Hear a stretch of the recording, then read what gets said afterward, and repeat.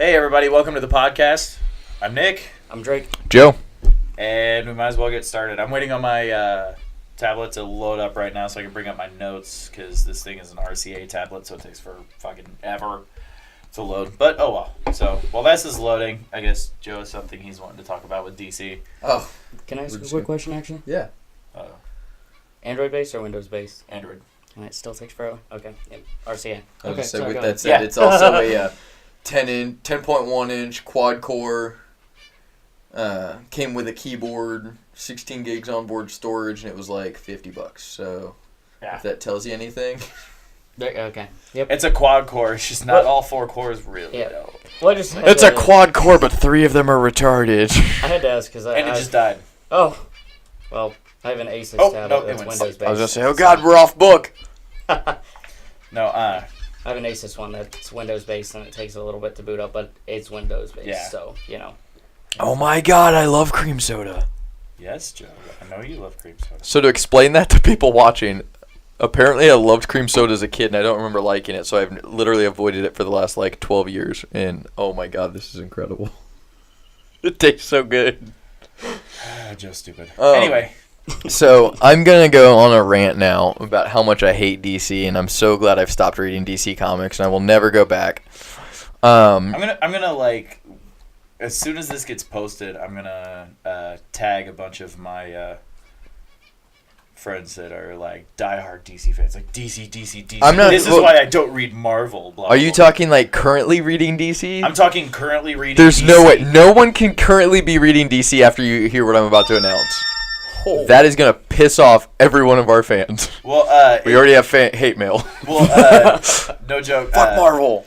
Well, one of my friends was talking about how okay, you talk about your thing, and then I'll get to it. Okay, so I'm already starting with a disclaimer of I'm gonna get a lot of these facts wrong because I read it through an article and I was very angry the whole time I was reading the article, and I just kept getting more and more mad. So I wasn't completely paying attention, but so essentially what happens is I guess going through, and I'm gonna be jumping back and forth on a timeline here because DC loves to do that. At the end of the New 52, when we came in right before what their current run is Rebirth, everything starts back at 1. Mm-hmm. Issue number 1. That all started this month. So I guess at the end of the New 52, Batman is talking to some supreme being. I don't even remember who it is. I know it's an actual character that's been in the comics before. I just don't remember who it was. But he's talking to the supreme being. And pretty much everyone else is dead. Like, the universe collapsed. It's just gone. And he's talking to the supreme being. He's like, hey. And the guy's like, you have 2 questions you can ask me. And he walks up and he goes, first question, who killed my parents? And the supreme being's like, Joe Chill. And he's like, okay. And I'm like, first of all, you find a supreme being and you ask him a question that you learned the answer to 40 years ago? Mm-hmm. Like, yeah. You walk up and it's like, okay. You want to make sure all your bases are covered. I just figured he walked up and was like, I just want to make sure you can actually tell the truth, or be able to see the future. So, let's do a test question. And then he says this. He goes, what's the true identity of the Joker? First of all, Joker never had a true identity. They've done little stories here and there, but the whole thing was that it was always a mystery of who really is the Joker. DC's like, fuck the mystery. Let's show you who the Joker is. So he went through him, and then he whispers something to Batman, and Batman goes, that's impossible. And he goes, it's true. And then he resets the universe. And then Batman gets whisked away, and all this stupid shit happens. So what it turns out, apparently they came through, and that was a few months ago. This week they came out and said what actually happened was that the Being told him there is not one Joker. It is 3 people that have been coming together to torment Batman for years. Immediately, I'm done. Fuck you. This is stupid. It got shittier. They went through and said, so starting back at Flashpoint, which was what happened to the whole world was destroyed, and our universe was destroyed, and we had to reboot, and everything went back to number 1. With New 52, they came through and said this, when the world was destroyed, the world was being put back together, and this force came through and was able to suck away 10 years of the timeline and made it disappear, and they sucked 10 years away from the universe, and that caused a whole bunch of continuity thing, and then that's how they were like, oh, well, it doesn't fit the continuity. It's all a direct consequence of this happening. So apparently all of New 52, they were trying to find out who this being was, and they kept making you think it's Darkseid, and they keep going through, and it's not Darkseid. And in this week's issue, you find out, they say something, Batman says something about, oh, I found who did it, or we found what happened, or something. And apparently it cuts out, and then he says, I know where he is. And then it shows a picture of Mars, and Dr. Manhattan's sitting there and is like, I'm coming for you. Phrasing. Right. So I was like, what? On my titties! No, sorry. I'm sorry, go ahead. No, it's No literally... Archer references. So it's fucking Dr. Manhattan from Watchmen is what caused the reboot 6 years ago. Wait, so now... Watchmen is now set inside the DC universe. Like, it was a DC comic, but now, like, Batman it was a Vertigo and... comic that got bought by DC, and then... it was... Or DC always was Correct. a publisher of Vertigo, but I mean, like, it was a Vertigo comic that is owned by DC, so it was always a DC entity, but it wasn't actual... But yeah, like, now, like, Batman's running around trying to stop Dr. Manhattan. That's like if Figment were to be like, hey, I'm 616 now! Yeah, exactly. Like, wait a minute, you're a Disney character, what? But anyway, so I read that, and yeah, I was so angry. I've been going off all week, and I'm just so happy that I've not been reading DC for 2 years. Well, see, that's what's... Okay, so one of mine and Adrian's friends, yes, I'm calling you out, Stumler, basically his whole thing is, like, with the new thing that happened with Marvel, which, to get you up if you don't know, apparently... I know. Captain America is actually... ever since he was a child, been an agent of Hydra, not S.H.I.E.L.D. And that came out this week in Steve Rogers' Captain America #1? Right? Yes. Okay. It was #1. And, because, like, the issue ends with him having his friend tied up and all this stuff, and just, Hail Hydra. And everybody's like, wait, what? And everybody's now, like, flipping out about Captain America and all this other stuff. And... all of my friends are bandwagoning on this whole, this is why I read DC. DC doesn't have as many reboots as Marvel, and Marvel DC's reboots only rebooted. They only reboot once a year. Yeah, it is As like... opposed to once in 70 years. Yeah, like, here's my thing. I mean, don't get me wrong. Marvel now was a quote-unquote reboot, but it still continues the story of what was already going on. Which I will give them credit. Because I was not aware, I guess, even though, what's it called? The new DC reboot. Rebirth. Or as my coworker calls it, Afterbirth, because he said that's what it looks like. Ouch. Shout out to Howard. Anyway, so yeah, like Rebirth, apparently, I'll give it credit. It kind of did like the Marvel Now reboot where they just dropped the New 52 thing and they restarted everybody at issue 1, but it's still continuing the stories that were still currently going on with New 52. So like everything New 52 is still part of the timeline. But I mean, if you look back and look at it with everything, I mean, technically, like look at Amazing Spider-Man. It's all been one continuous story up to this point. No matter how many different reboots you have, it's all still been one continuous story. And that's my thing is, the one thing, what I'll say with it is, I won't even call it a reboot. It's a rebranding. It was, we took our brand for Marvel. Marvel Now? Yeah, and it was, we're going to take this brand and we're going to, like, refresh it as far as, like, we're going to make it look more modern and we're going to go through and change the look of it and try and update them, you know. But it's not, hey, remember the stories you've been reading for 40 years? Throw all that shit out because none of it exists now. We're just going to start over. The closest I can see to them have ever doing that is when they came out with Ultimate Marvel. But even then, it was kept always doing the 616 continuity. It was, but in 616 was still the main. Correct. So for people watching, I feel like we do talk a lot and we understand what we're talking about, but I don't think our viewers necessarily understand. Very true. So what we know as the Earth in Marvel, the actual Marvel universe, the Marvel continuity, not Marvel like cinematic. I'm talking Marvel comic book continuity. Is called Earth. It's Universe 616. Like each one has a designated number. So there's literally Universe 1, Universe 2, Universe 3, but they don't ever really cover any of those. But you had 616 was the actual main Marvel universe. And what they did was they were trying to be more hip for a younger audience back then. That was what we grew up with, was Marvel Unlimited. And what it was... excuse me, sorry. Hold on. Spider-Man Unlimited is a very fun game, and you should look it up on Android. It is. Ultimate. Marvel Ultimate Universe. is Universe 1610, where what it is it's literally another multiverse where they could do whatever they wanted and they could retell these stories and reboot. And the whole concept of it was essentially like with what Star Trek did, where it's, if we screw anything up, it's a different universe. Well, and the other thing I liked with and they could cross over, and when that happens, that's really cool. There was a few really good events. The other thing I liked with Ultimate Marvel was the fact of it was very much like there have been 3 really, really low points in Marvel. And well, not really 2 really low points in Marvel. So like Marvel was kind of in the beginning, and they were putting out comics, and it was doing decent, but like it started going really bad to the point where they were almost about to file bankruptcy, and it kind of got to the point where they were like, okay, we need money. We don't have any money. We're going to file bankruptcy. So at that we're point, going to sell all of our stuff off to Sony because we'll never make a movie. No, way before that. Oh. So they went to Stan Lee. It was like, oh, hey, so I do remember this because this was in the documentary. Yeah, and they were like, we're going bankrupt. Like, we have a last-ditch effort. You might as well make whatever the fuck you want because we're not going to be a company next month. We're talking. This was This was in like the 40s and 50s. Yeah, and then that's when he created Fantastic Four. Fantastic Four, because that was the comic he always wanted to do, and it sold fucking crazy. His wife was the one that talked him into it too. Yeah, because he was like, I just don't know what I want to do, and she was like, fuck it, just go do what you want to do. She was like, and like you said, Marvel was like, what's the worst that's going to happen? They're going to cancel it? Yeah. It looks like everyone's going to be unemployed next month anyway. He made Fantastic Four.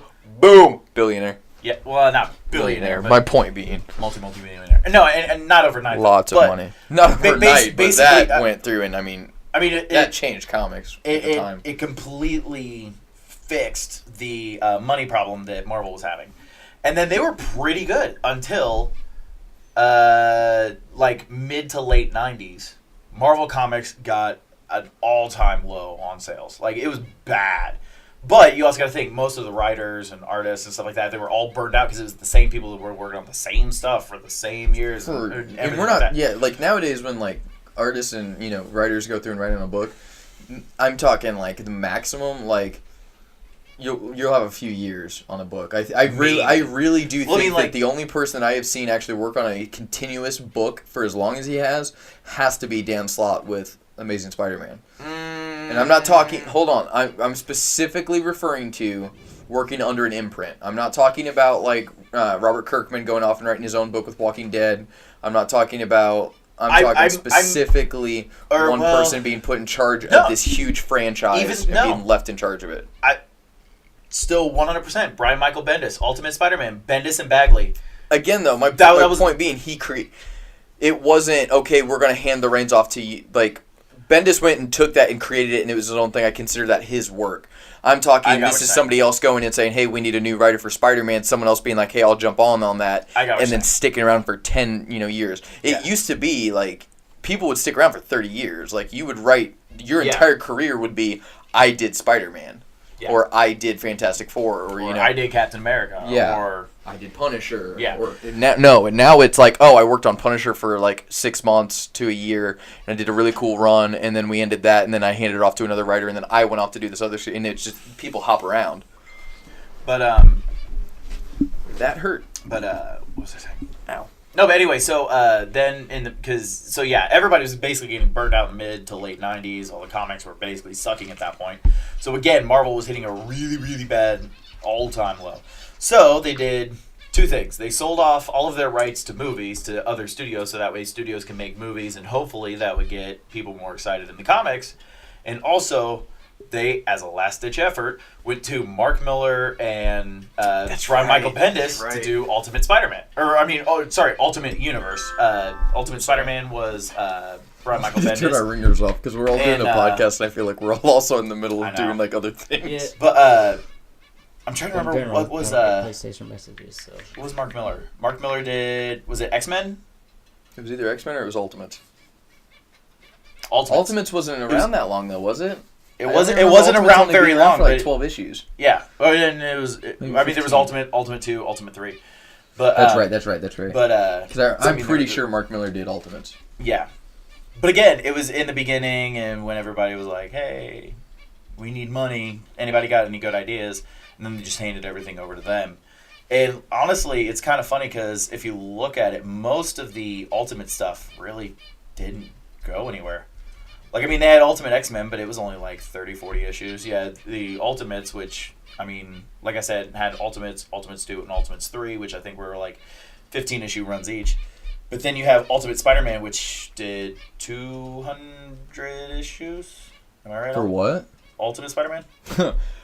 At what point did you cap that? Because I'm going to be honest, it was like, they made it to 132, and then they reset, and then they made it another, like, as of right now, they're on about issue 215, 220. Right. Well, because again, with Miles Morales, it kept going. Like, issue 200 was Miles. well after Miles had already picked up. Issue 160 was the end of Peter. Right. But, I mean, what I'm saying is Ultimate, correct, and it's still going, and it's still Bendis and Bagley. Right, but my thing is... like, it's currently running right now. But it's, what was, I'm trying to remember.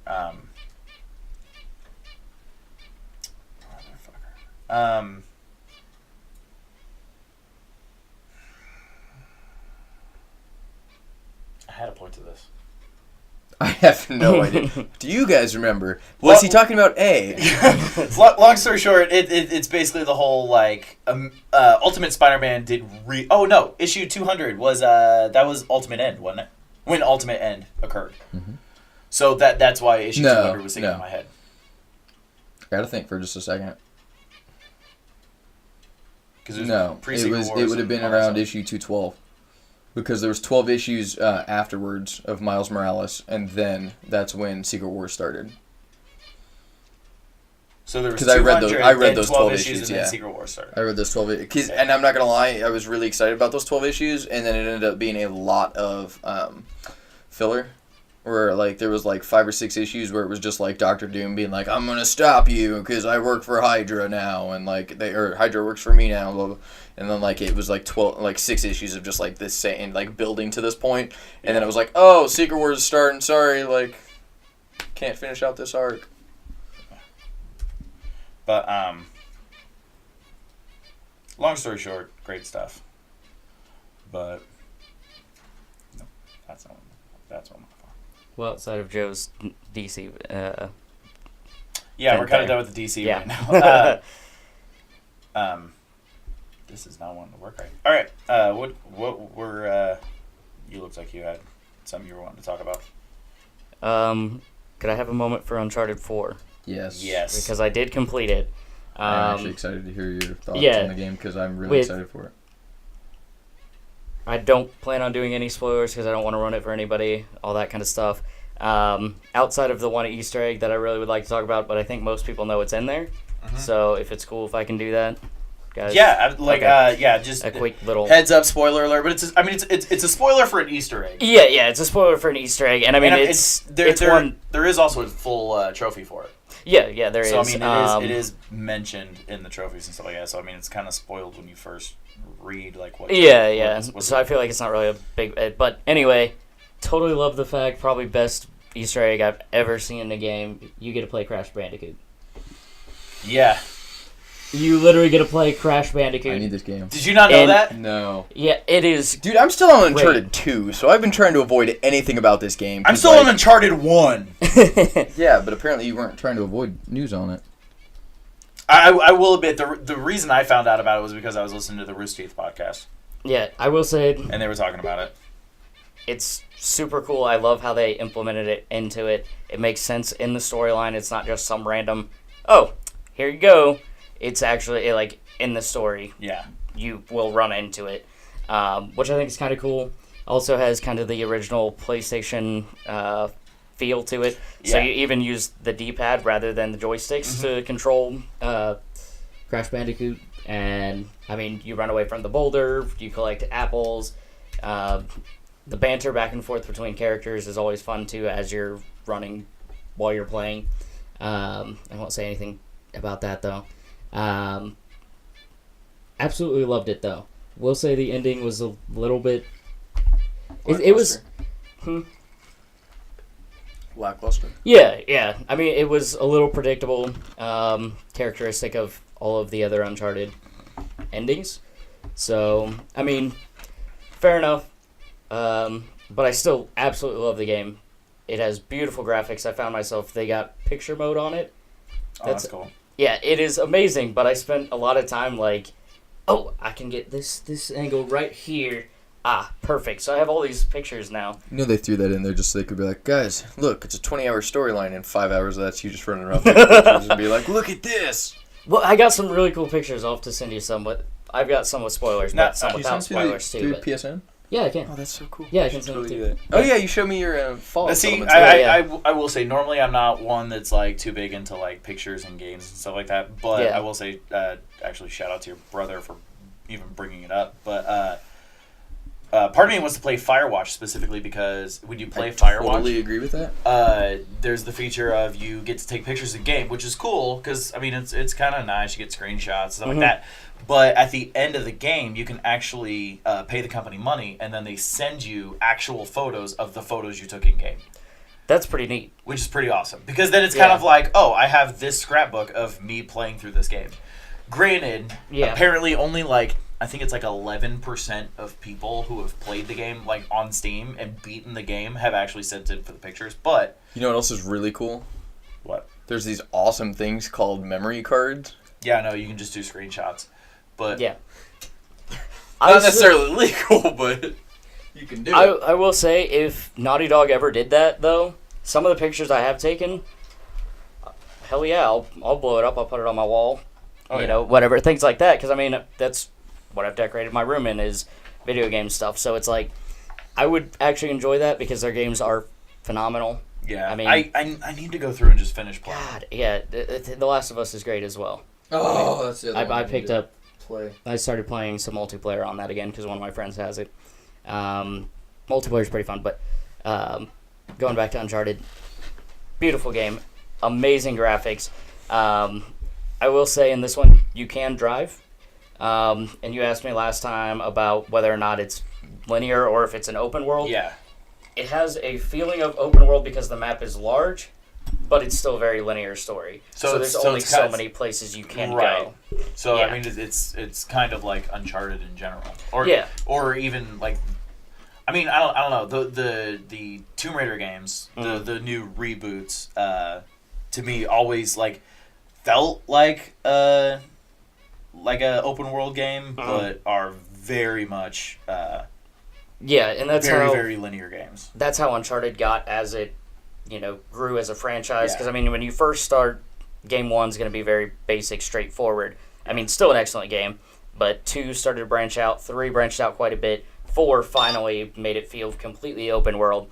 You get to drive in it, you get to drive boats. The grappling hook is a very, very nice feature now, because now you have more mobility and you can tackle puzzles in different ways. You can decide whether or not you want to swing across or climb a different way, things like that. Yeah. And the pit, too. You have like a little kind of stake that you can drive into the wall, so you can kind of make a point where you can hang. That's kind of cool. So, I mean, you have more mobility as a character. That's kind of nice, because then it makes it to where, like, they can actually put in hidden stuff further out of reach that you actually have to work to get to. And there are... Yeah, well, there's a lot, too, Uncharted. There's 109. I'm not saying there's not too Uncharted, but I'm just saying, like, let's not forget, like, Arkham Asylum. That was really cool. By the time Arkham City came around, I was like, fuck the Riddler challenges. Yeah. Same concept where I was like, I don't care. I'm not doing those. They do have 109 items you can pick up throughout the game. I found about 56, I think, just kind of running through the game itself. I mean, I've played Uncharted before, so I know where they hide quite a few different things. Get the trophy at 50, and then, of course, when you get them all, you get to unlock another one. But character, very smooth conversations, very realistic conversations when you talk to. It's not choppy. Which they're very cinematic games. Like, they are definitely games where, as you're playing, like, don't get me wrong, I've only played one. I'm 3/4 of the way through one. But you at least know enough about. But I mean, like seeing gameplay from the other games and like watching Let's Plays and stuff like that. It feels like you're watching a movie. It doesn't feel like you're watching somebody play a video. Naughty Dog is excellent at that. Yeah. See, that's my one thing I will say same with Last of Us too, because I watched Corey play Last of Us for a couple hours and it literally feels like I'm watching a movie, not watching a game. Which is one thing that definitely drew me to the PlayStation 3 back in the day, was just the fact of I've always loved Xbox, and like I love Halo, but Halo is very much a game where it's okay, go here, okay, go here, okay, go here, kill everything in between. And Xbox always seemed to have that, where they put so much time into the gameplay, and the stories were always good. But then you had Sony, where they had, Naughty Dog, and they had Quantic Dream, and they've got, so between, like Uncharted and Last of Us and Heavy Rain and, all of these games, they're so story-driven. That's what always drew me to gaming, was just the stories. And that's what I've always loved about, Yeah. That's one thing I will say that Sony definitely has an upper hand on in a lot of games, is just the fact of, especially, now with... who's the developer? I actually want to give a shout out to him, and I can't remember the name of the developer, but the company that made Until Dawn. Until Dawn, it's Sony Entertainment and... To Google we should... Yep, I was going to say I don't recall off the top. I don't know why I can't remember. It's a great game. It's an amazing game. I mean, as much shit as I have to say about that game, it was still Supermassive Games. That's it. Yep. And it was brilliant. They're fucking amazing. My thing is, my one complaint with that game was, again, and we've talked about this in the past, but it was just the fact of it made it seem like there was going to be multiple choice endings, where it was one ending with multiple outcomes. Yeah.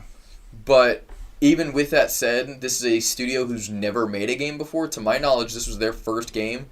Holy shit, what a way to start. Yeah.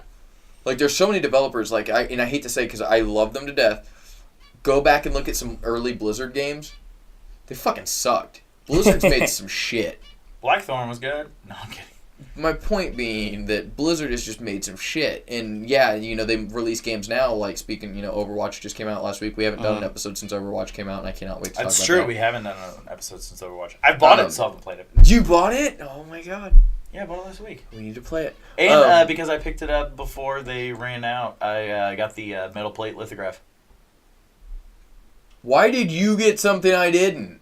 I pre-ordered it. I got a Baby Winston. It was a Best Buy exclusive. Okay, I got a Baby Winston. Yeah, you got a Baby Winston. I got a metal plate lithograph. But I pre-ordered it too. I just didn't pre-order in time for the beta cutoff. My thing of it just came down to, I mean, like I said, most companies, it just takes some time, though. Yeah. To find their little niche and stuff, and I feel like that with Splash Until Dawn, it was... I feel like that with Until Brink Dawn... was a great game. Was able to go through and... do very well on their first one. Yeah. But they had a lot of people to learn from. I mean, it's clearly influenced by... Which is true. Yeah, anything that's Quantic Dream. I mean, that it's very much... But I mean, also look at... Especially even having David Cage sitting there going, there's so many... It's just endless possibilities. If you ever watch an interview with David Cage, they'll be like, hey, David, what's your new game about? It's about endless possibilities. There's just endless possibilities. And then it's like, how many endings are there? 23. That's not endless. One thing I do like about Until Dawn that I never brought up before is the fact of the game. It's another game that plays very cinematically, but from a completely different sense of Uncharted. Yes. Uncharted plays like you're watching Indiana Jones. Until Dawn plays like you're watching I Know What You Did Last Summer, mixed with Supernatural. But what's awesome about it is, do you know why that is? Because it was written by the guys that wrote Supernatural. No, it's written by a guy who actually is a screenwriter for horror movies. That explains it. It's directed by a guy who is actually a director of horror movies. So in the scene in Until Dawn where you are in the theater and there's posters all up and down the walls, those are their previous movies that they've done that you can actually see on Netflix and stuff, like The Innkeepers. And that's interesting. I didn't know that. I want to say they did the remake of Let the Right One In. I never saw that, and that's another movie that I bought on Blu-ray I've never watched. But I have 40 Blu-rays I've never watched. But yeah, that's one thing that I really liked about that game was, again, it plays like a movie, and I am such a huge horror movie fan. I mean, just wait till October and you'll see exactly what we're talking about. Yeah. But, yeah, it's just such a great game. I enjoyed every second of that. Even though we killed that entire game in one sitting, it still is. That was our very first live stream. Yeah, it was, actually. I think that's where we actually started talking about starting this. Yeah. I fixed it. Which, again, if we ever do want to go through and play it, I have it. Yeah. I So- kind of want to leave it like I think this. both of you guys have it. Yeah. Yeah. I do need to borrow it off of somebody because I do want to go back and play it again. Because Yeah. there's so much that we missed. Oh, yeah. I got so mad when we got to the end of the game. I was like, that was awesome. And I was like, let's watch the secret tape. And then, like, we'll find out more about, like, everything that happened. And it was like, start the tape. And it was like 2 minutes of footage is the actual length of the tape. And we had found, like, 18, like, seconds of the tape. Yeah, And see, I was I'm like, working on getting the whole thing, and I've just about got it. I just went to YouTube. I mean, you can do that with pretty much anything, but Thanks, it's YouTube. the fun of playing through the game. And Yeah, I completely wanted to agree, find but yeah, it everything, was and just- that's why I went back through and What built. was it that we did? Spoiler alert. Again, this game... Well, there really isn't a spoiler alert, because guess what? Every single possibility you can think of happens in this game, so just because I'm saying it happens doesn't mean it happened. But we were doing something. And the way that we played it during the live stream was Nick would play a chapter and I'd play a chapter. Nick would play a chapter and I'd play it. So we're passing back and forth. Let's state, for the record, Nick did not get a single character killed the entire game. Fuck yes. I literally killed 6 of the 8. But we're sitting there, and in one scene, Nick hands me the controller, and we're going, and we're both, it's intense, and we're both like, oh my god, oh shit, what's going on? We're both getting into it. And within 30 seconds, like, 3 people get killed. It's at the end. It was the end of the game. I made one bad decision. And Joe was like, I'm going to leave this person to himself because he got this. Well, He's got this. The options were, for this particular outcome, was do you go and save the guy that's being attacked, or do you run for the light switch, which is going to trigger this trap? And I was like, this dude's got it. Like, this guy's buff. Like, he doesn't need, like, me running over to be like, hey, like, get off. So I was like, I'm going to go and hit the light switch. Hit the light switch. Whole fucking cabin blows up. Everyone's dead. Nick just goes, like, we got to the end with, like, 6 characters. And we were doing good. And Nick just goes, what the fuck did you do? like by one bad choice, he kills off 4 characters. It was just, but it was the fact that now we got 2 people. It was watching all of them die in a row, too. Because, like, the trap goes off, the cabin blows up. And then it's like, this person's burned to Grant death. Ward's on fire. And then all of a sudden, I was like, fuck, I think he can stop, drop, and roll. No, he's dead. It immediately cuts away from him and goes to this chick. She's getting eaten alive. And then immediately cuts away, and I was like, how many people did I just kill? And it's going through like 1, 2, 3, and we're just sitting here and we're like, fuck, 1, 2, 3. And then like one person busts out and like jumps into the snow and was like, I made it. And I was like, oh, good. Yeah, somebody made it. All your friends are dead. All your friends are Sorry. dead. No, I just want to say, so the issue I've been having with this, why I've been constantly messing with this, is I had a thing, like I do everything through OneNote. And I use OneNote for fucking everything. I know. All of my It's writing great. I use OneNote. But I clicked on it, and I was typing, but when I would click on it to go be able to do typing, everything on the screen would go blank. And I couldn't see what I was typing. And then when I hit back, it would show everything that I had typed. It was everything. I even tried to see, like, oh, well, maybe it's an issue and maybe I need to update. And I went to the thing to try to update it, and I went into the Google Play Store and clicked the button to do the search, and then everything went blank. And I could type, and then when I hit back, I could see what I typed. You know what doesn't do that? The $3,000 Surface Book Pro. That's very true. But anyway, so send me one, Microsoft. I'm plugging your stuff. So I got it all fixed by resetting the computer or the tablet, because that's the best way to do anything. But because like problems that way. It was a thing of like I couldn't see where I was typing or what exactly I was typing. Because I couldn't see exactly what it was, the thing was a little weird. So it was like while I was typing, it was like, I'm going to type that word here, but then like I would click out and then type this, and then it would type it here, and so on and so forth, so it's mixed up. So on bullet points, I have DC, Marvel Dog, and Naughty Uncharted 4. The Naughty Uncharted 4. I was like, wait, is this a mod? But yeah, it's just really oh my god, somebody added hot coffee into Uncharted? I mean, hey, it did so well for, I mean, don't get me wrong, like, it got pulled off of so many store shelves, but I sought out San Andreas on PC. All I know is, I will say, like, having gone back, because I remember, like, that was a big deal when we were kids. I remember hearing about that. It was huge! And we all wanted to see it. And then I, like, went back and watched it on YouTube now, and I was like, this is so tame compared to, Oh my god! like, watch the hot coffee. Watch the hot coffee mod for, like, San Andreas, and then just watch, like, fucking Witcher 3, and you're just like, holy shit, this is so tame now. And, like, oh yeah! That mod was so hot tame. coffee versus the ending to Far Cry 3. There you go, yeah. Like, I mean, literally, it's like, it's like pixelated nothing, just like... Well, that's the Like, thing. It all came down. What really pissed people off was the fact that it shows thrusting. Well, it wasn't even that. Whoa. It was also the fact of like Terrible. you controlled it, so like you would hit X and like he would go. But Yeah. It was just the fact of like that. Pissed It was like people Rock off. Band for adults. And then like, but that's the thing is, they went through and were like, "Oh my god, it's so bad because you're actually playing." But it was literally, they were like, oh, you're playing the sex. Like, that's so bad. Like, sex in video games is so wrong, and that needs to be stopped. And then Witcher 3 is like, we just did 60 hours of motion cap just for the sex scenes. Yeah.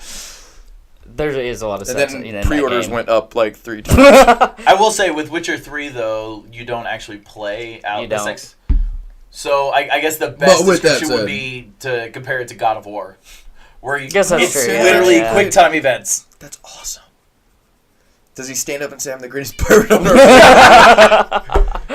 Oh, God. June movies. Is that horrible that I know the director of that movie? I am a sad person, Internet. I am so sorry. By the way, that reminds Shut me, up, speaking Scott of Hand. directors that suck. Literally. Anyway, we did get, I talked to one of my coworkers that watches our podcast, and he was telling me he really liked Rampage, so he was like, I liked Rampage, and I was like, I've never seen it, but I refuse to watch it, because the guy's a fucking asshole. Like, don't get me wrong. Like, I enjoyed Postal. Rampage... Postal was an enjoyable movie. It wasn't a good movie, but it was enjoyable. It was enjoyable. It's one of those movies that I was like, if I had, like even sitting here now, like, if I was like, I'm bored, I want something funny to watch, I'll throw it on. It's but it hilarious. is definitely It's not like, it's a little weird seeing an what's award-winning movie. what's his face? The dude that plays Flick in fucking A Bug's Life. Is he the... He's the short dude that walks around naked the whole movie. Yeah, And I was like, because the whole movie I was like, I know this guy's voice. I know this guy's voice. And then This I'm guy's like- taking a piss and a dump on screen. There's his dick. I know this guy's voice. And I was like, oh, it's Flick. But I liked Flick. But anyway, no. What do you like? I don't know. Postal was an enjoyable movie. Rampage, as a movie, I mean, it wasn't that great of a movie. It was basically just like. I mean, it was basically. I hate to say it was basically like watching one long action sequence of a guy just murdering innocents. But I mean, like. But that's what it was. I mean, that's basically what it was. But at the same opening time, scene, though, was the best. hands part down, of one of that my favorite films of last year was literally one action sequence. movie. Okay. Again, though, I will argue this with so many people because I'm telling you right now, and when people explained Mad Max to me, I said this movie's gonna fucking suck. And they were like, but it's a giant car chase and it's awesome. I'm like, fuck that, it sounds stupid. I'm telling you, no one else could pull that off. What is his name? George Miller. George Miller is the only one that could pull that off. And I'm telling you right now, because I am somebody that gets bored in action movies. It will not keep my focus. I can't see the Mission Impossibles that way because of that. I can't. There's so many movies I just can't focus. There was a George Miller movie that came out that is definitely not a George Miller type movie.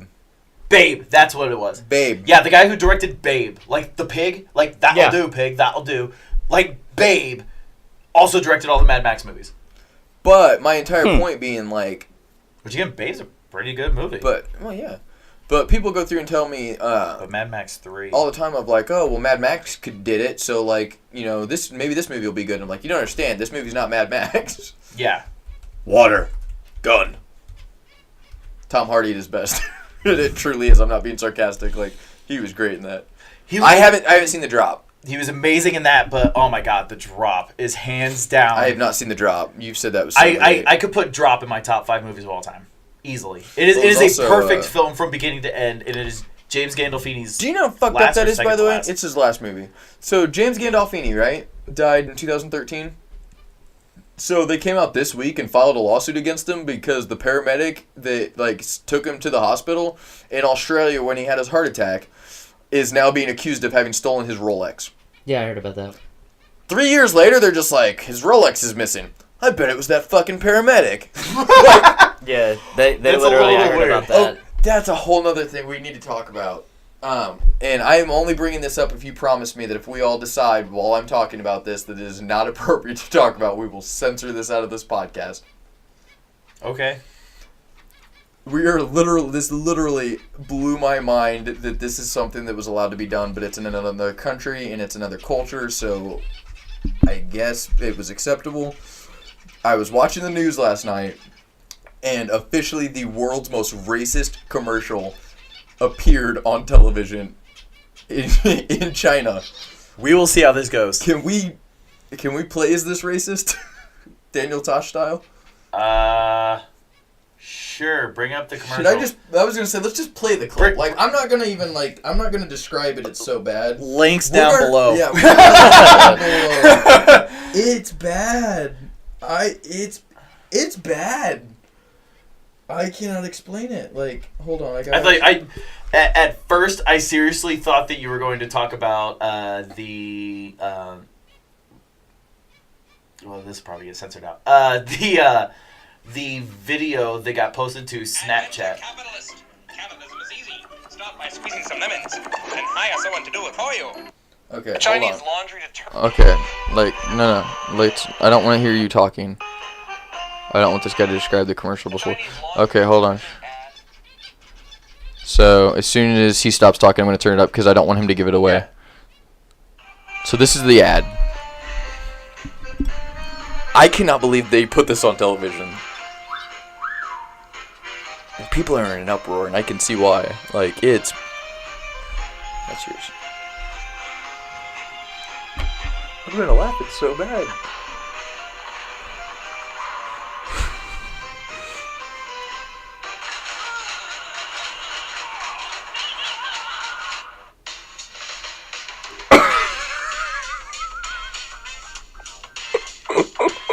Holy shit. That's even worse, when you realize, Blacks come out yellow. I just... Hey, dude, these guys are just The black right off of it. Yeah. That's literally the point. Wow. I promise I'm not racist. Again. But that is a funny commercial. I mean, this is so bad. But I just literally, it was on the news, and it was is this the world's most racist commercial ever? And I was expecting something I don't even know what I was expecting. I was expecting something like you would see on a Family Guy, you'd see that on Family Guy. But I was expecting something like Tame. And I'm sitting there watching this, and they're showing this on the news, and I'm sitting there, and I'm like, uh-huh. And then she stuffed him in the washer or whatever, and I was like, well, he had paint on him, yeah. I was like, they're fucking weird. I was like, I'm sure it's just they're washing the paint. And when he came out as a white guy, I was just like, well, Chinese. My point being, I was just Washed Asian dude. but I was just sitting there going, okay. I even showed it to my parents and was like, what's your opinion? And they were speechless. And apparently, I read an interview. Or I read part of an article where it was talking about it, and I guess someone had talked to the people that made the commercial and said, obviously there's cultural differences, things don't mean, something we say here, could mean something different in Europe, kind of thing. So people were like, is this a culture, is it, maybe we're just misinterpreting it? And they were like, yeah, we washed the black off of him. And I was like... Wow. What? And yeah, I fucking was just like, what the fuck is this? But in China, that's perfectly acceptable. And I'm like, holy shit. I was like, you'll fucking get, shot for that. But no, when you started this whole thing talking about, this may be censored off, so if we feel that this is too bad or whatever. Because I feel like that's horrible to show. Right. Yeah. But I thought you were talking about, my faith in humanity has completely died. Well, I mean, my faith in humanity has always kind of been a little rocky. Are you talking about how stupid Trump is because he wants to, empty out SeaWorld so he can use that water to cure this non-existent drought that he says of California? This is the first time hearing about that part. Wow, That's yeah, I kinda haven't funny. heard about No, I was just talking about. I just want to like fucking like. I was talking stab about myself in the face the so I don't have to be 15-year-old here who anymore. videotaped herself. Where are you going with this? Okay, Jesus Christ. But, love you, parents. So there was a 15-year-old at a high school in, I want to say it was Fort Myers, South Fort Myers High School. That's in Indiana, isn't it? No, that is not. That's in Florida. That's right. So Fort Wayne. That's. I don't know our fucking. Fort state. Wayne and Fort Myers are two completely. I live in Greenwood, and I don't leave it. Fort Oh, Myers wait. is kind of like Just glad a. it's not us again. I mean, it's like St. Capital of the world during spring break, and Fort Wayne is St. Mary of the Woods. So, I mean, if that gives you any idea how vastly different the two places are. But, no, long story short, a 15-year-old filmed herself getting gangbanged by 25 guys on the football team in the bathroom of the school and posted it on Snapchat. Yeah, I heard about high that. school got way more like hardcore. Yeah, I was like, when wow. was I there. remember when I was in high school, and it was like, oh my god, that person had sex, and now they're pregnant. When I was in high Like, school, that it was slut. like a dude And it's smoked like- a joint in the bathroom, and like everyone was like, "That guy's a badass!" Like Jesus Christ, like Not like That a was 25-man train got ran on a Yeah. fucking 15-year-old, and then posted on social media. Like I just, what? what do people think? Like I don't understand. This episode took a dark turn. I know, but I I just promise next week will be nice and happy because we're having a party. Well, next week is literally probably going to be an hour and a half discussion of KOTOR, because just because I know. Corey. Yeah, I know you've got a lot of notes. Mhm. I've got a lot of No, notes. and I'd love to I get- will have notes by Corey, then. and then also Adrian's sitting in, and she's done I think 7 or 8 full playthroughs of that game. So Sweet. She's actually played Origins, too. huh? She's actually played all the Dragon Age series, Yes, she has. which is awesome. Yes. I'd So like to talk to her about that. Yeah. Find out her decision. But so, anyway. so yeah. different Anyway, conversation. and then yeah, and after that is the Halo LAN party that we're gonna be live streaming the whole time. So it's gonna be fun. You next should all week. join us for that. I'm telling you that right now that you should join us for that, even though this episode is going to be going. So tomorrow night. Tomorrow night we will see everybody here. See you guys. Live and in person. But $20 a head. sorry, we started talking about Inappropriate racist things on- stuff yeah. and underage sex and Yeah. bathrooms. But what I actually heard a different story about that, though. Oh, really? Yeah, that it wasn't actually, like, all the guys on the football team or whatever, and that she wasn't the one that originally posted it. I mean, there's a whole bunch of different rumors yeah. going on around. That's how it usually works too. Yeah, I was going to say, I don't mean, know for full it's story. usually but one thing where I know it's Snapchat like was involved something and stuff like happens, that, yeah. and then like one person says something and one person says something, and then Yep. a news source gets a hold of it, and then like 3 different news sources tell 3 different stories. Yeah, and- I was going to say I heard from a different news different news site. yeah. And then even as I try to corroborate it, going back and forth between different sites to try to piece together this story. Yeah. There's some interesting things on there, and I don't fully know what the Very story is. We were talking about that tonight while waiting for you guys at the art craft tonight. Because my parents were looking through on We're talking there. about a gangbang at a high school. Yeah. Oh. No, we were reading through. My parents were reading some article on Facebook, and Dad got really pissed off about it. And I was like, "What are you guys talking about?" And he was like, "Oh, it's And I'm not getting into political stuff here, even though Donald Trump's stupid. But go Bernie. That's not we don't- political. we don't That's follow- no-brainers. We don't follow politics. By the way, here. hi Uncle Tom. Not that you're gonna watch this anyway. Oh God. Just Anyway, talk. we're just gonna keep talking. So anywho, my point being, but we got onto the topic of the reason I don't watch the news is because the fact that no matter what you do, the news is never about the facts anymore. The news is whatever that person's opinion is, and they're gonna spin it to whatever they want. Which is why usually when I try to watch like world news, I usually try to watch BBC because like the yes, because they fucking know how to be unbiased. unbiased completely. But sorry, yeah, continue with what you were talking Well, about. no, I mean that's my point. Like other countries can do it. My thing is, when did the news if I wanted to watch your opinions, I would watch like a YouTube channel, or I would watch your TV show, or like I would watch, Or if I I'm would watch watching- your podcast and rate and subscribe and comment. comment below. But no, my point being, like, I would not turn on the news if I was planning on watching something opinionated. I want Sure. to see the news. It's not the opinion. It's the news. Yeah, I want like to see the anymore. news. It seems like if you're watching American news, you got to watch Channel 59, you got to watch Channel 13, you got to watch Channel 6, then you got to watch Fox News, then you got to watch CNN, then you got to watch C-SPAN. Put all of the things into one thing and see. Okay, but we got to drop the high and the low, and then take the median of it. Right, all. that's what I'm saying. Like, put it in a Venn diagram, Yeah. see what meets in the center, and then some of that is gonna be accurate. Like, it just there's so much just bullshit. Yeah. But I mean, you got to wade through all the bullshit just to get the facts. Yeah. So, should we talk about what everyone's been playing? Overwatch. Yeah, I was gonna say we could talk about what everybody's been playing. Everybody knows what I've been playing. Obviously Overwatch for Joe. Pocket Mortys. I started Pocket Mortys today. I don't have an Android or iOS, so I can't play Pocket Mortys. Not all those are cool. I really want to play it. It actually, dude. It's literally Pokemon. I do want to talk about Pocket Mortys for a minute.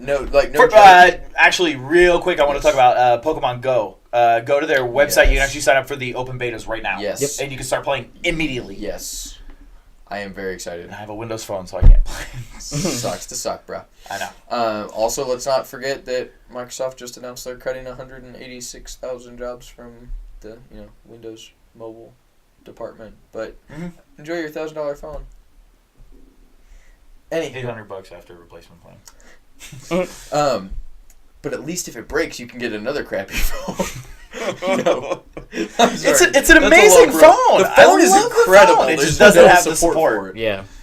But anyway. It is an incredible phone because your phone has so many features that mine does not, and I love. But anyway, with Pocket Mortys, so I knew it was the battling system of Pokemon. I didn't realize it's literally Pokemon. Like, you walk around routes and catch wild Pokemon, and then the gym leaders are other Ricks from other dimensions, and then you battle. You force Mortys to battle each other. Yeah. Wow. No joke. You know how I heard about you Pocket use Mortys? chips that brainwash them to think that you're their Rick, so then they follow you around. Dude, I do know exactly how you found out about Pocket Mortys, and it was Drunken Sailor. Yes. Philip McGinnis. Yep. It was Jesus Christ, Dieter Zimmerman. That's his last name. Yeah, Dieter was the first one that introduced me to Pocket Mortys at a fucking bar, and it really made me jealous because it looks fucking hilarious and amazing. Because I love Pokemon. I mean, it's one of those games that is so great because it just it's got the perfect system. And I mean, don't get me wrong. No matter how many times you play rock paper scissors, rock paper scissors eventually gets boring. But somehow with Pokemon, it will never be boring. It will never get boring. Well, I mean, play that game for. Don't get me wrong. That's the only game I've ever put 100 hours into, and then I could restart it right now and just play it again for another 100 hours and not even think twice. I mean, don't get me wrong. I'm running into late. I'm actually trying to replay. Y? I will say with X and Y. Y's blue, right? No. Yeah. Or X is X is blue. Y is red. Okay, so X. I'm playing through X because I never finished. I didn't realize how much time I put into that game without actually putting in time. I had 3 badges at 17 hours of gameplay. But my problem with X is, I'm not gonna lie, I love the game. It is great. My problem with it on the map is the fact that I have found myself walking around for 30 minutes trying to figure out where the fuck I'm at. Yes, especially in Luminois City. Yeah, I don't know why. When it's top down, I'm I can see the whole fucking city. I know where everything's at. Yeah. As soon as you turn that 3D, I'm I am fucking lost. How did I get here? So I'm just walking up and down and side to side. It has town map. As in, it's got everything. It'll show me what the layouts of the towns are, but it doesn't show me what that town is. That individual town needs a map. Right, exactly. But it is great, and I love it. It's one of those things where I can't wait for this. But I mean, meeting or running into some of these new Pokemon, it's literally somebody was we need a new Pokemon. There's a can of soda. Call it. Sozoice. Which I will say, no, and they did come out and because one thing that they did state with Pokemon X and Y, and I think they may have mentioned this with Black and White, maybe? I don't know. I can't remember when they started doing that, because and I can't remember all the Pokemon's name. I used to know every single Pokemon. I'm learning on. So that's my thing. But there's one where it's literally a key. Oh yeah, Oh, it's yeah. a keychain. Yeah, Mhm. but my point, like, so what they've done is they've said, like, with Sun and Moon, they're going back to the basic, like, of what, like, the first generation was, where everything was an animal. Yeah. That's why when you start, your options literally are a seal, a cat, or an owl. Yeah. That's what. Which I like. Which I Which love. that's what I loved with I love red, Rowlet. blue, It's so gold, and adorable. silver. Because I mean, it's really basic. It makes sense. Everything's great, but like Vanilla. It's a fucking gelato in a cone. Why? Why? Vanilla ice cream. Why You is gotta that a think, Pokemon? though, they are at, like, 900 Pokemon now. Yeah, I mean, I get it, but at the I same think they're time, like it's just like 750, but by the time you get done with Sun and Moon, okay, and there's Yeah. 900. billions of fucking Animals. Animals. I I mean, mean, the point is, you I can mean- only make so many fish until it's just like, oh, it's fucking Magikarp 2. yeah, yes and no. Oh, I this mean, one's called Magikarp 2, and then that one's Well, I mean, Gyarados Still 4. better than keys or a Bassy. sword. It's a or- bass. Bassy the Bass. Gefilte fish. The Holy gefilte fish. fuck. Hey, Pokemon Company, you guys looking for some new content artists? You got this. But like I just or like the I want them to do Amazon a jungle has over 9 million species of insects that have been found. And again, like I And said, they they're think going back that to they've though. maybe Yeah. found 2% of them. So like And they're the getting back fact to that they're that. going back into that It's great. is so amazing because that's one thing that really has bugged me about the later games. Can we Yeah. talk about the fact that Rowlet is not only a fucking grass type, but is also a fucking flying type? Yeah, it's awesome. So exciting. I can't wait. I really want a Litten, but I'm pretty sure I'm going with Rowlet just because of that. No, And Rowlet is adorable as fuck. Litten is cuter. Litten is adorable, but I'm like, Litten's an adorable, like, stage, like, first stage, like, we haven't seen stage 2 and 3 of either, any of these Pokemon. Yeah. But I definitely feel like it's like, oh my god, Litten is adorable. I'm going to see stage 3 and just be like, I should have gone with Rowlet. Because, like, Rowlet just, I can picture in my head, it's just going to be a fucking badass when, like, you fucking give it, like, It's gonna look like a really big 6 foot hoo-hoo. wingspan.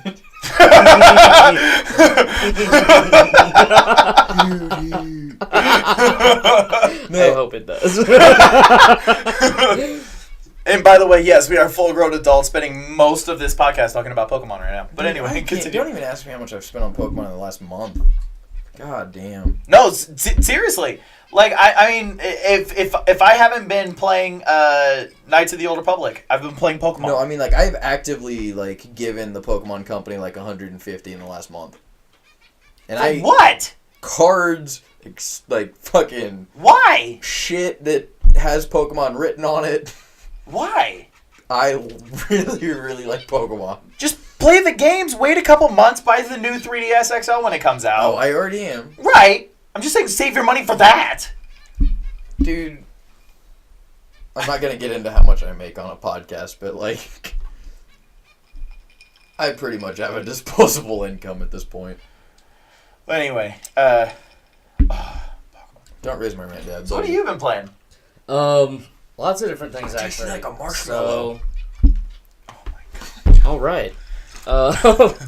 So Uncharted obviously was the big one that I was playing. Been Which you playing officially KOTOR. beaten, obviously. I have beat it. I'm restarting it actually because there's a trophy for beating it under 6 hours, so I'm gonna go for that. But I'd be so pissed if you beat it in like 6 hours and 3 minutes. Oh, God.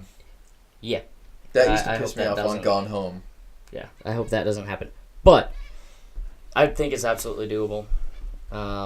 If I just Especially if you know you're doing well, this. yeah, Yeah. I've played the game. You already know all the puzzles. I mean, it's all. Yeah. Speaking of which, the puzzles are actually really manageable in this one. Yeah. I didn't I feel like enjoyed them. I didn't feel like I had to work super hard. I mean, I've played Uncharted before, so I know about how they work. Right, but, yeah. I mean, like, it was actually nice to be able to take a few minutes and go, okay, I think it's this and this and this and this, and go from there. But anyway, Right. Uncharted, of course. I did play Overwatch a little bit with one of my buddies. Also Battleborn. Not us.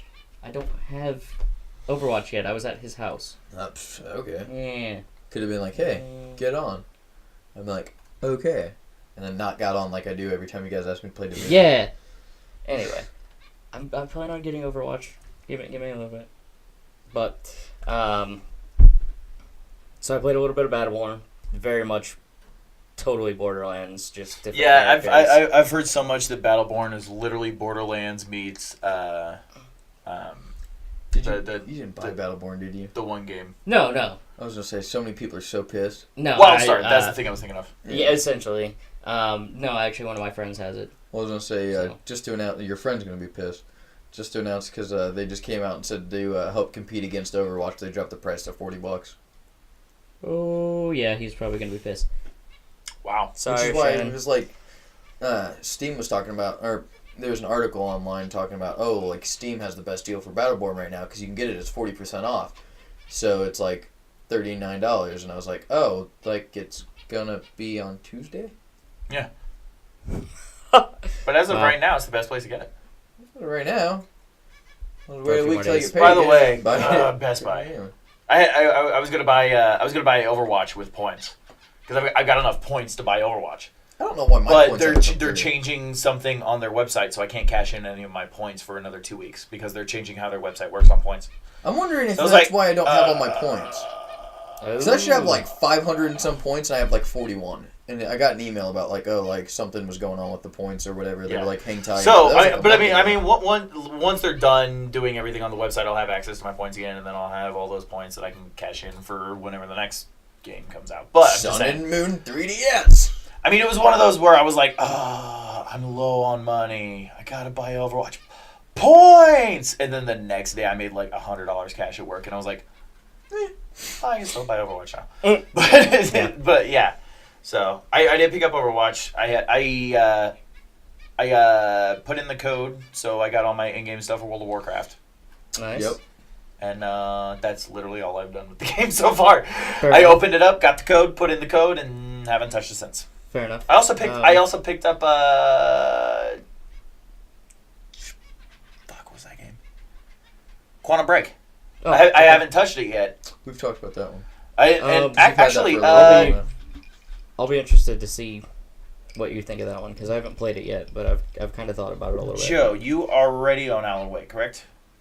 Yes. I don't know. The first one. I will give you my copy. Because I already have a digital copy of Alan Wake. Mm. And then for buying Quantum Break, I got a To be free completely digital honest, copy are of you wanting Alan Wake? Alan Wake. I just wanted to try it. I was gonna say like. Well, no, I mean, We'll talk. I have Yeah. I have two copies right now digitally, so Well, I I was can just gonna- give him a code and he can What I have was it. gonna say is I'll Yeah. give him my physical copy and I can take the digital because I'm doing everything digital right now and I can't even access my physical games. Oh, I literally have like boxes of games that I have nowhere to put them, so I just keep throwing everything out in the garage. So when I want to play a game, it's like, let me go dig through like 30 boxes in the garage to try and find it. I got you. Where I could just go find it, give it off to him, and then for me when I want to play it, go, hey, install. Sure. That would work. Which Alan Wake was a great game too. Alan Wake, one was brilliant.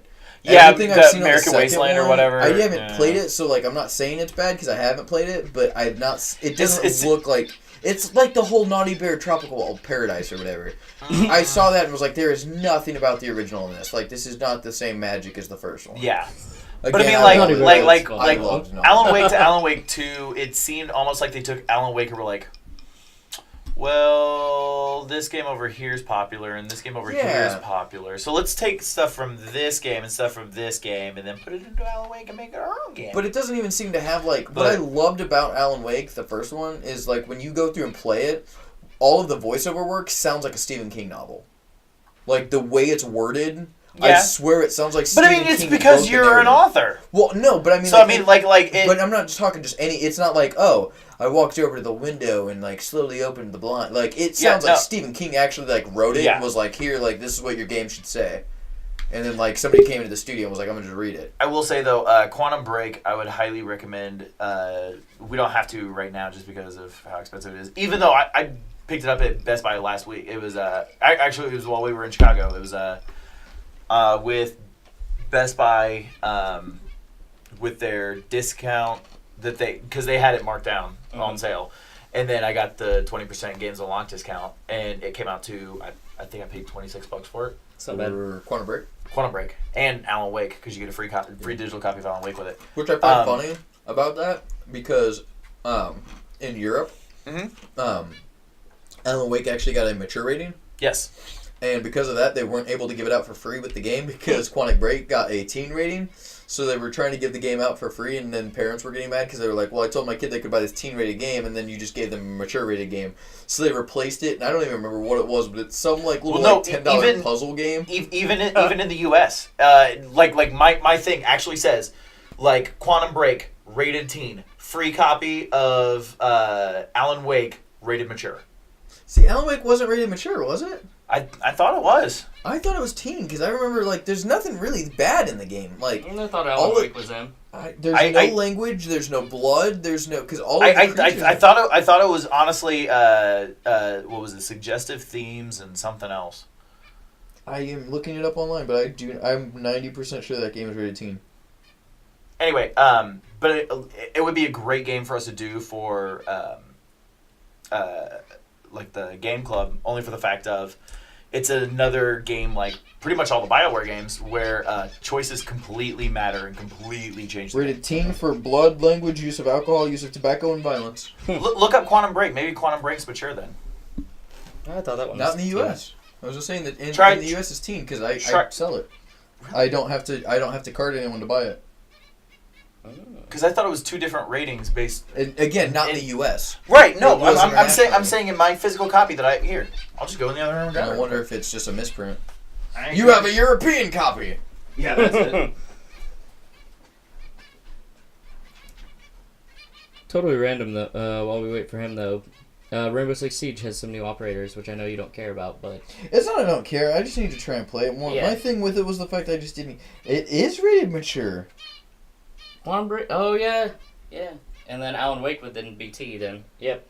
Okay. Wow. You're right, Nick. You don't need to go get. I don't know why I'm yelling for you. You can't hear me. You're like 5 rooms away. He'll be back. Fine. I'll talk to Nick about the new operators though. I'll hear. I mean, you can talk about it. Yeah. Yeah, it does say online it's rated mature. Quantum Break, rated mature. Huh. I thought it was actually only T. Yep. Which also makes me think of Quantum Break, rated mature. Alan Wake, digital extra content. Alan Wake is rated teen for blood, language, use of alcohol, tobacco, and violence. which is really weird to me. Then that Wait, Quantum what Break- is... that This is actually kind of funny how it's... Alan Wake, rated teen with blood, language, use of alcohol, and tobacco, violence. So is it tobacco violence? Tobacco violence, yes. It's very violent tobacco. Well, I mean, you're burning tobacco alive. I mean, jeez, pretty violent. No, my entire thing is so what that makes me believe then is internationally that Alan Wake was rated mature, but Quantum Break was rated teen. I don't know. Why was Alan Wake so much worse internationally? I don't know. That's true. I don't understand other countries' rating systems. I still have to say, sorry, you were so excited to talk about these operators, and I keep interrupting you. Go ahead. Well, I was just going to say, Yeah. it reminds me of a little quick anecdote about Stick of Truth and the rating system. I was watching an interview. I may have told both of you guys this, but I'm going to say it for everyone watching the podcast. There was this big ordeal where in Germany, the German rating board had a meeting with Trey Parker and Matt Stone, and they flew Trey and Matt out to Germany and was like, you can't release this game here. And Trey and Matt were like, why is that? And they were like, well, you can't depict Nazis in a video game in Germany. And they were like, you can't depict Nazis? They're like, no. And they were like, well, you guys did it first. Yeah. They literally said that to the German government. Well, it's like with any of the Wolfenstein games. Actually, the original Wolfenstein did not even have a final boss in Germany because it was Mecha Hitler. So they had to take the final boss out of the game. So once you got to the final boss room, you beat the game. Credits. Which, Oh, wow. But even there, I mean, it is fucked up as that is that we're just gonna cut out this entire end of the game and probably charge you full price for it. It's just the fact of I thought it was funny that Matt Stone was like, "Well, you did it first." Right? Yeah. Yeah. But because it points out how stupid the concept of it is you're telling us we can't do that, but yet it's your history. So. Well, I mean, it's no. What I find funny are stupid bannings. Like, there was a game. I watched a video on YouTube the other day that was 20 movies that were banned because of stupid reasons. Well, I want to say it was like DEFCON 3 was banned in China because there was one thing where so I want to say it was China. Basically, the way that they teach history in school is like this is their approved history text to go through and do. And there was a section in the history of China that was listed in the game that was accurate and true, but it didn't meet their standards of their revised version of their history. Yeah. So they banned the game. Yeah. And it's like, wait. So this game doesn't lie like you want it to, so now we're going to ban it? Well, Yep. I guess up until 2010, Back to the Future was banned in China. Sounds about right. Do you know why? No.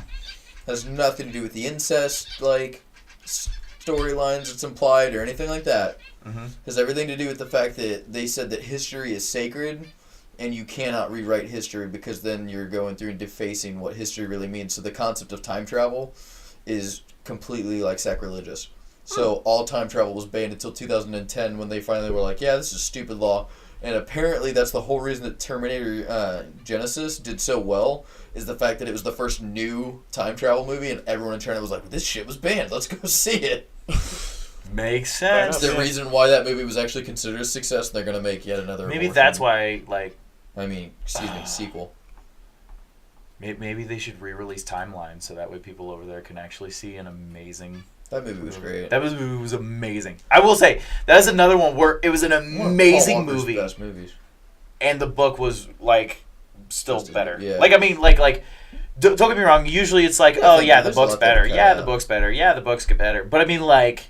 That was a damn good movie. The book is still so much better. It's a Michael Crichton adaptation. Yeah. Jurassic Park's the same way. The book is so insane and it's so. I mean, it's better. But Jurassic Park is completely different from book and movie. But my point being, the Timeline fact that is most still of the time, yeah. mostly all the same big events. And I'm not saying like it's necessarily like they didn't change it. My point being though, when they take a Michael Crichton movie and make it or a book and make it a movie, Yeah. you know it's actually still going to be a good movie, even if they change stuff or you know it's still going to be a good movie. There's so many times where you go see a book and you're like, oh, the book was really good, and then you go see the movie and you're like, what the fuck was that?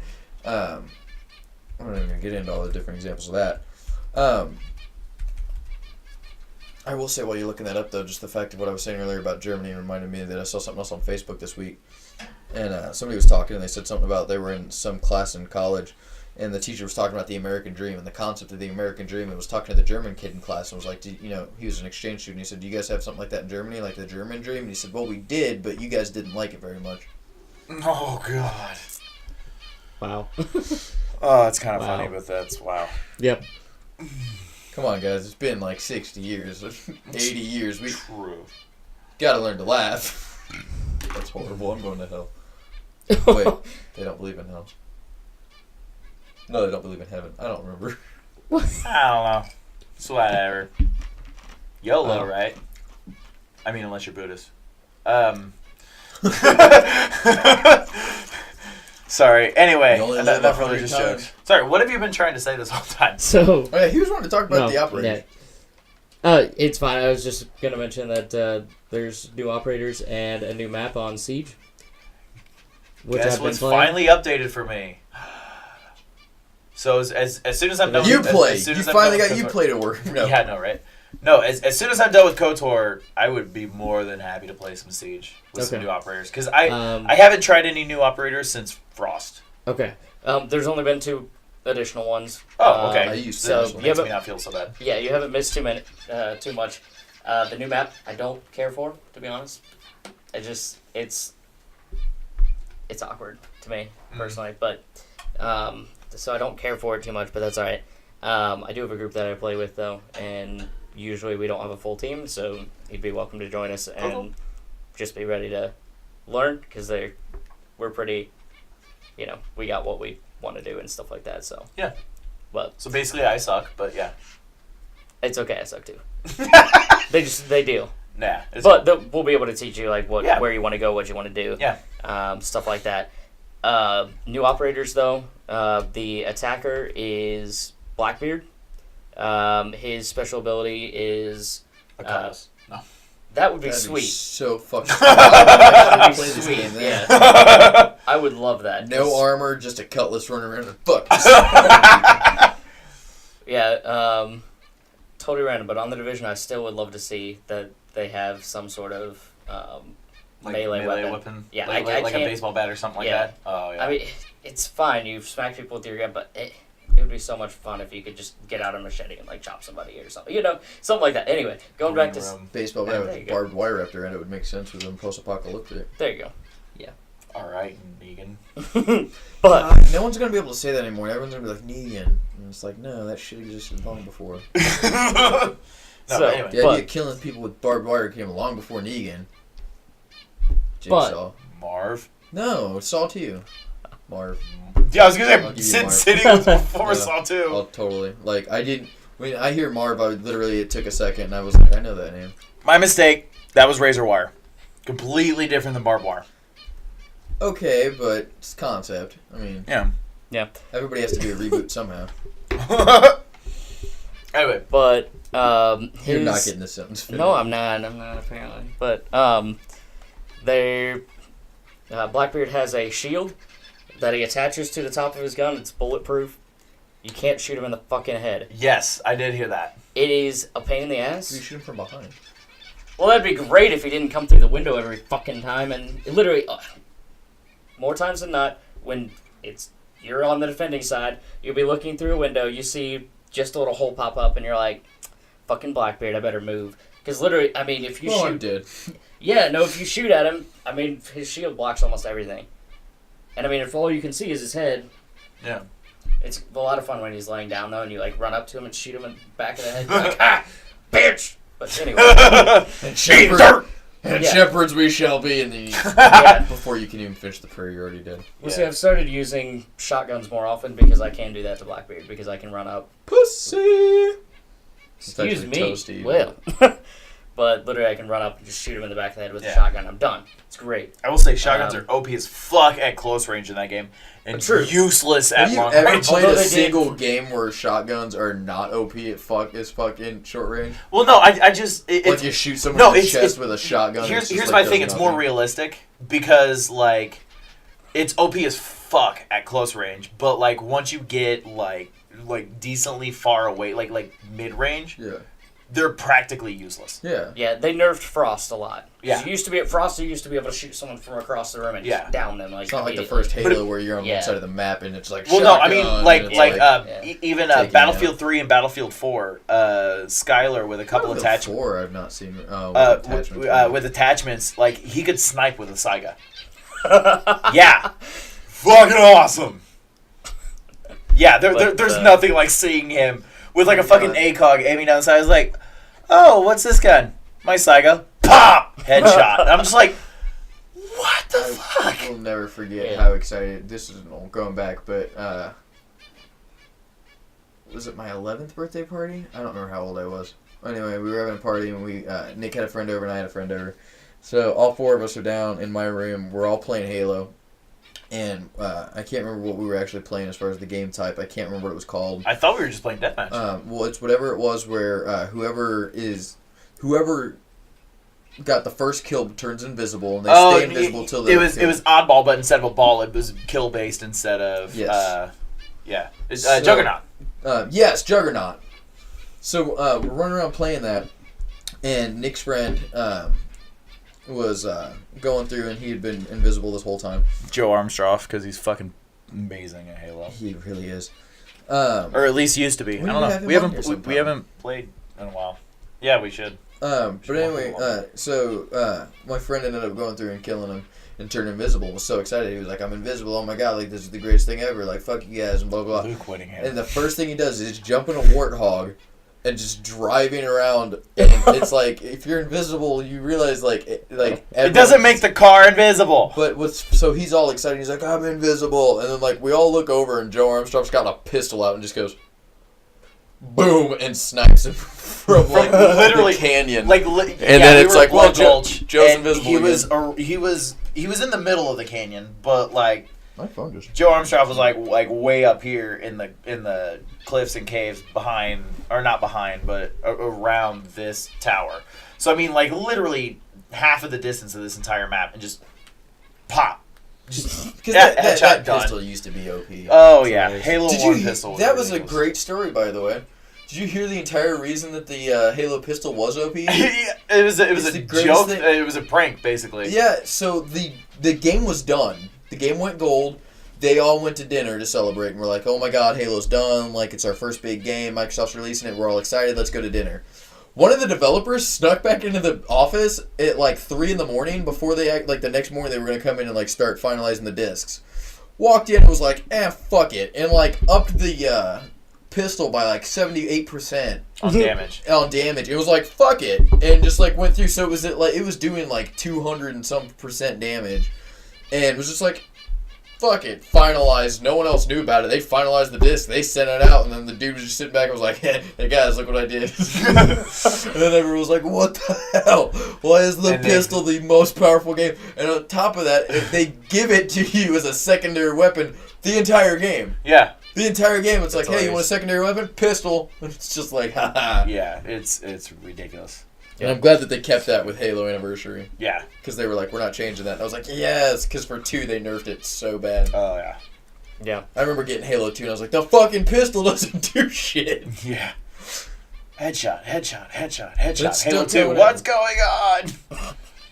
Yeah. No, it's a headshot. He's still coming. Oh, well, yeah.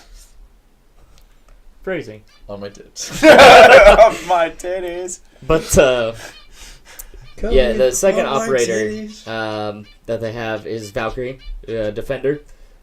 She's freaking awesome. Okay. Her special ability, you can throw extra cameras.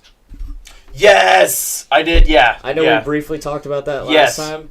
Even the little bit I know about Siege, that sounds ridiculous. Yeah. Oh, yeah. So, I mean, everyone was learning camera placements, especially for, when you're the ones defending. Yeah. When the attackers are coming in, they're just like, camera pop, and they take out all your cameras, and then you're just like, okay, I guess we gotta listen. Yeah.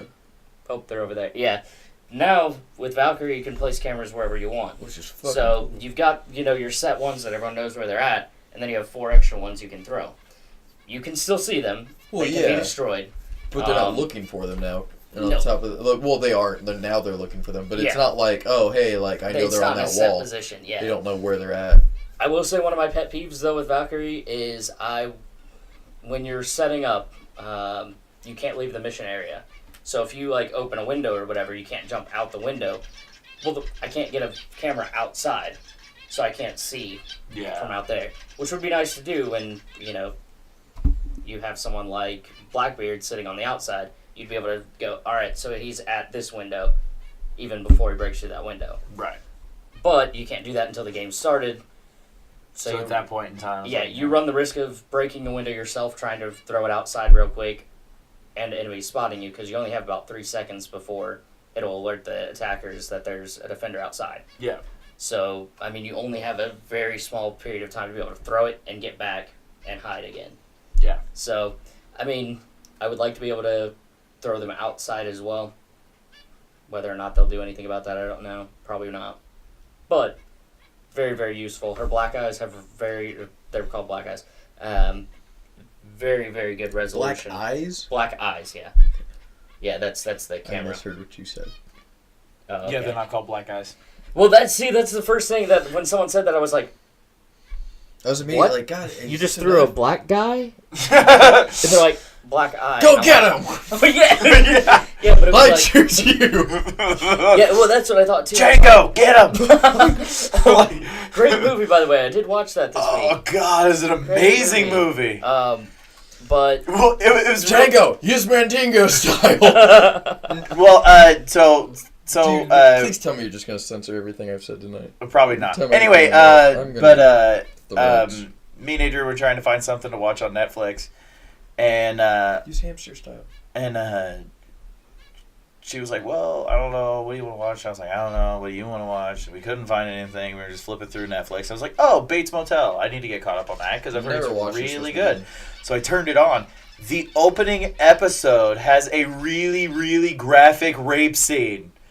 And then me and Adrian are just like, and Adrian's like, I gotta go to sleep. I'm gonna have nightmares now. I was like, all right, let's find something else. How about Django I probably shouldn't turn that one on. Oh my God! I found it! Lost House on the left! I know, right?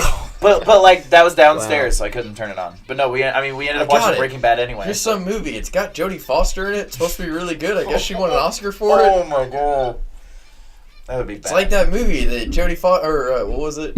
It's like that movie that Jodie Foster did, where she finally got what she deserved, or where she got what she deserved. What is wrong with you? What, an Oscar? Oh yeah. Wow. I was talking to one of my coworkers, and he made a comment. It was Howard again. He keeps coming up. He normally says fucked up shit. Made a comment about somebody was like, "Oh my god, like, did you really like that movie?" And he was like, "I don't know. Is Jodie Foster afraid of pinball tables?" Oh my god. Wow. And I was like, "Holy shit!" Of course, I still I've like seen that movie. part of me still kind of twinges whenever I see the Indiana Jones episode of South Park. Oh my god! Because They're raping him. it's so bad. But I'm sorry, that episode is so funny because it's so All true. the stormtroopers. Actually, speaking of Indiana Jones, that's what we went to tonight. That's why we normally record You were looking this. at me when you said that, and I was like, I was there. And I was like, oh, yeah, you're like, I was there. there's an audience. Yeah. Hey, audience. Hi, one So, person that watches. Well, I mean, Hi, Brian. like we usually record at like 8, 9 o'clock at night, and so when we go on for an hour and a half, it's not really as bad. But the reason we recorded so late tonight was because we went to Last Crusade, which still a very, very, very, very close first with Raiders for me. I forgot how funny it It's is. so good. There's so many spots But that I just was dying. I will say- Hi, Skylar. Welcome to the podcast. Yeah, right. I will say one thing with that movie. After watching the John Rhys Davies panel and the one question I that didn't one guy. recognize him. I recognized the voice as soon as he opened his mouth, but I did not recognize his face. Oh yeah, but after with the John Rhys Davies panel, somebody made a comment about how, like with Last Crusade, Solo was more of a caricature of himself. Like he was a great character in 1, and 3 he was just kind of a let's throw Sala in this movie because everybody knows Sala, and he was just more of a caricature of himself. Yeah. And I was like, not really. Like, I love Sala in 3. And watching it tonight, I was like, holy shit, he's a caricature of himself. But Yeah, with that being said, so it's a great fucking movie, though. And Sean Connery's incredible in it. He was great. So I forgot how much I enjoyed it. Because I watched it when I was a kid at my grandparents' house and loved it then. yeah. But, really being able to go back and appreciate it and remembering my childhood and things like that. Is that on? Just in case. You just. Oh, yeah, that's true. How you feeling, brother? I don't know. How do you think? I just didn't know if it was Is that any applesauce? better. Butterscotch pudding. Oh, that sounds good. You're just like, oh my god, the best thing ever right now. Mm-hmm. Cold. It's cold. Yeah. What are we talking about? We went and saw Last Crusade tonight. Yeah, we went and saw Last Crusade in Franklin. So good. Actually, next week's podcast, I guarantee you're gonna want to chime in on. What? Okay? So every month we've got the game that we're trying to beat. This month is KOTOR. Usually we end up spending about 20, maybe 30 minutes talking about it. I have a feeling we're going to end up spending like an hour and a half to 2 hours talking about KOTOR and then doing the rest of the podcast. But just because it's such a great game. But Such a good game. I mean, I don't want to get much into it for the simple fact that we're going to spend so much time next week talking about it. But it's the prime example of why. Don't get me wrong. I love the Star Wars movies. The Star Wars movies are great, except for 1, 2, and second half of 3. But like, I don't know. Like the EU is just so much better. Mm-hmm. Like the books. And Disney and the was like, games. fuck that. Yeah. Well, yes and no. Star Wars Rebels, apparently this season, they're actually bringing in Revan. Yeah. Or, well, I mean, not like actually having Revan on the thing, because obviously you can't have Revan, who's an Old Republic character, like being a on-screen character in Rebels when it takes place between 3 and 4. Mm-hmm. So I mean, it kind of doesn't work right. Which, by the way, don't say anything about characters, only for the fact of these two are still playing KOTOR. So we're just gonna drop it at that. Revan's fucking awesome. Mm-hmm. He's one of the most ridiculous Sith ever. But yeah, it's just it's so good. Yeah. My only thing is like, I don't know. Well, do we want to go ahead and? Yeah, we might as well. Yeah. And we're at an hour and a half now. We need to get that. I really want to get a. Hourglass. Thank you. Yeah. Hourglass. I was thinking of time changer. So or time turner. Well, that's Right. Yeah. I know. No. But I really want to get it. Interesting point to bring up with that before we cut. I really want to get a hourglass so that way it's easier to keep track, because I would like to get it to where the podcast itself is an hour long. Yes. Yeah. But But it's so hard it gets way drag. out of hand Yeah. when it's like, let me look at what time we have. We have 40 minutes, and then we're talking and talking and talking, and look, we've gone 30 minutes over now. Yeah, Like it's so hard to keep track of. So if we had one just like right there, visual representation. yeah, that would help. So, but what were you wanting to say before we leave? Well, no, I thought of something really funny this week, and it was making me. I was thinking about it, and I was like, maybe this is explained in the Harry Potter books, but like to me, I don't remember the explanation of this at all. So Dumbledore's gay. no, like my point being the fact of like, Ron comes from a magical family, like comes from a family of wizards. So like he gets a letter saying you were accepted to Hogwarts. Like, cool, I'm going to school. Yeah. Someone like Hermione, who no one in her family is magical, Owl shows up one day and is like, hey, you should drop your kid off at, like, this train station and, like, we'll take her to school from there. Sure, honey, you're going to go to wizarding school. We're going to just drop you off at this train station. Bye. Well, I mean, you also got to think, it does also take place in the UK, where it's a little more... I just don't think it's explained at all. That just like, oh, magic exists? Oh, well, now Owl delivered this letter. It must be Well, yeah, real. okay, that I get. Because I was Hagrid saying doesn't show up for all the students. Like, he showed up for Harry because it was a big deal. Yeah, but yeah. like, Right. Well, I was saying from the perspective of, like, here, kids go to school, they come home at the end of the day, they do their homework, they eat dinner and go to bed. But, like, in the UK, it's more accepted of private schools where kids get shipped off for months on end and then come back. Well, you know what those parents do before they ship their kids off? They research these schools. You can't just Google, like, Hogwarts. I mean, you can. Google Hogwarts. Well, IRL, yes. But no, anyway. Well, 93. Well, maybe they give them. Rule 34? 96. No, I'm just saying that, in that, because the first book came out in, like, 96. Google didn't exist. In 96. Gotcha. I thought you said Rule 96. I was like, no, it's Rule 34. No. But, yeah. Maybe they Do give not some Google bullshit image search explanation. Rule 34. All right. Well, I mean, I guess you can image search, or probably not. It'll just have multiple different things. But anyway, sorry. Anyway, Anyway, let's go ahead. we might as well end Podcast. out. So I'm Nick. I'm Drake. Joe. I'm Skyler. Yeah. All right. See y'all later. Bye.